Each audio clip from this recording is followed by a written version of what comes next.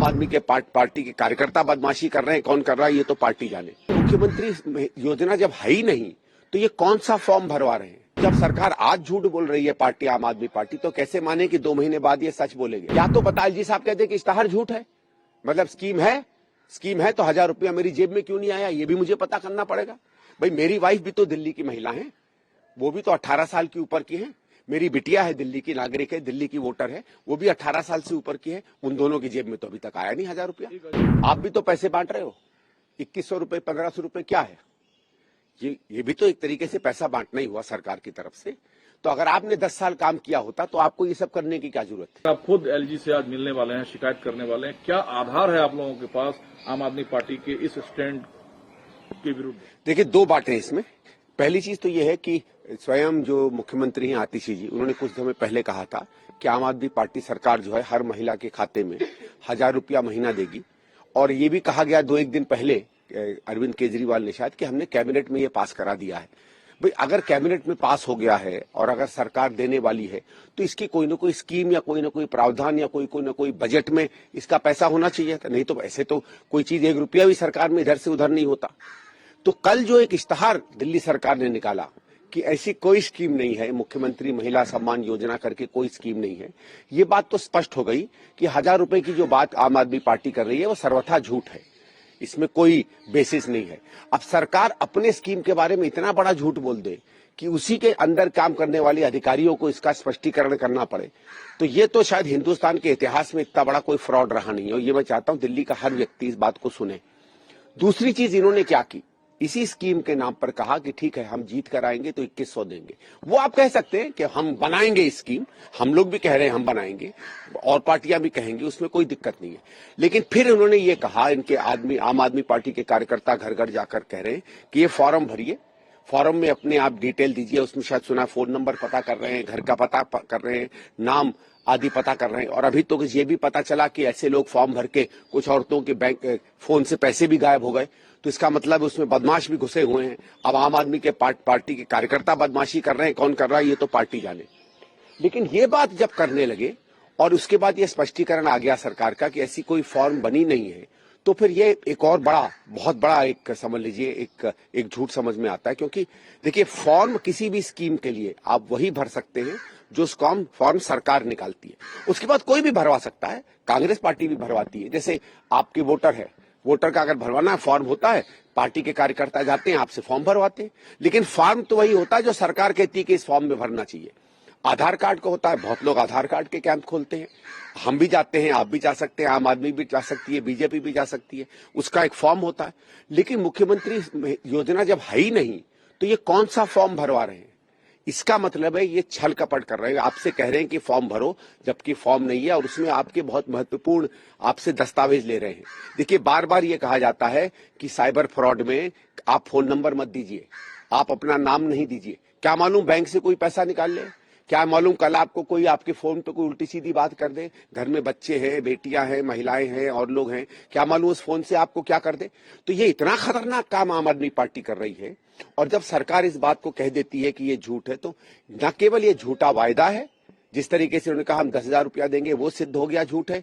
तो जब सरकार आज झूठ बोल रही है पार्टी आम आदमी पार्टी, तो कैसे माने कि 2 महीने बाद ये सच बोलेंगे। और इसके साथ एक और बात बता दूं, यही केजरीवाल साहब ने पंजाब में कहा था 2 साल पहले कि हम हर महिला को 1000 या 1500, मुझे याद नहीं आ रहा है, ऐसे कोई वायदा उनका था कि हम देंगे, जिस कारण से बहुत सी महिलाओं ने पंजाब में इन्हें वोट दिया और उनको बहुत अच्छा बहुमत मिला।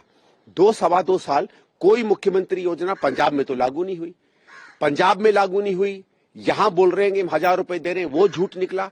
तो फिर ये बात तो साबित है ना कि ये झूठ बोलने वाली पार्टी है महिला स्कीम में, और ऐसी कोई स्कीम ना आज है न कल होगी दिल्ली में। लेकिन जो बात आप कह रहे हैं कि दिल्ली की महिलाओं और 21 साल से ज्यादा उम्र की लड़कियों के जो नंबर्स लिए जा रहे हैं, उनके डेटा भरे जा रहे हैं, ये उनकी सुरक्षा में सेंध है। देखिए मैं कैसा हो सकता है, कई बार आपने देखा होगा आपके फोन पर गड़बड़ी हो जाती है, गलत मैसेज आ जाते हैं, कभी कभी अश्लील चीजें आ जाती है। कहां से आती है? जब तक आपका नंबर किसी के पास नहीं होगा, आपका नाम किसी के पास नहीं होगा। मैं ये कह रहा हूं कि इसका डर है, इसका भय है।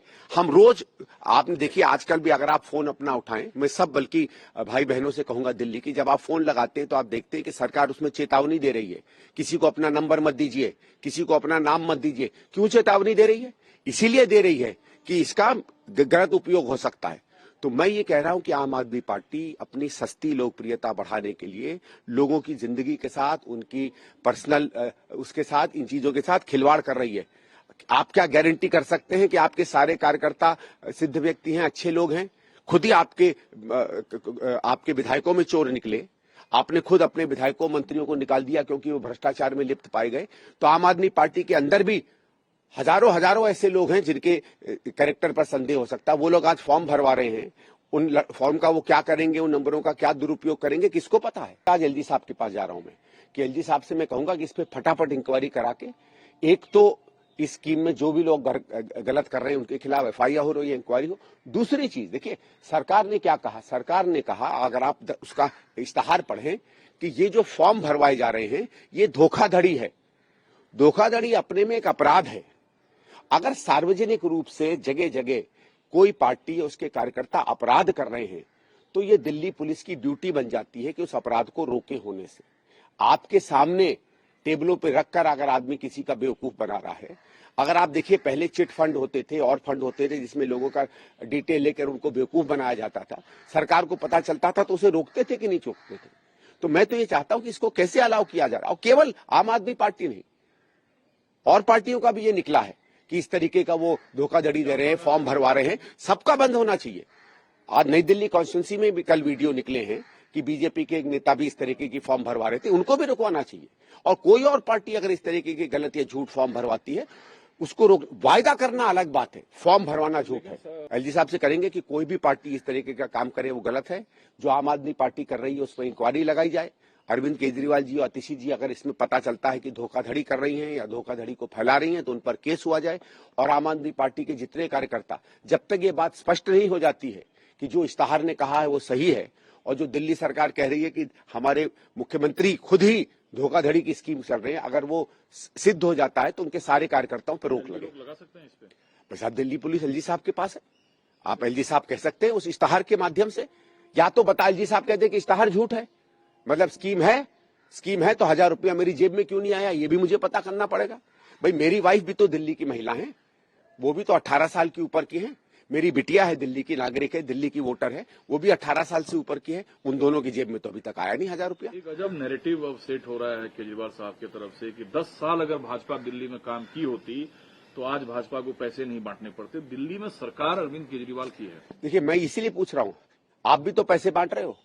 2100 रुपए 1500 रुपए क्या है, ये भी तो एक तरीके से पैसा बांटना ही हुआ सरकार की तरफ से।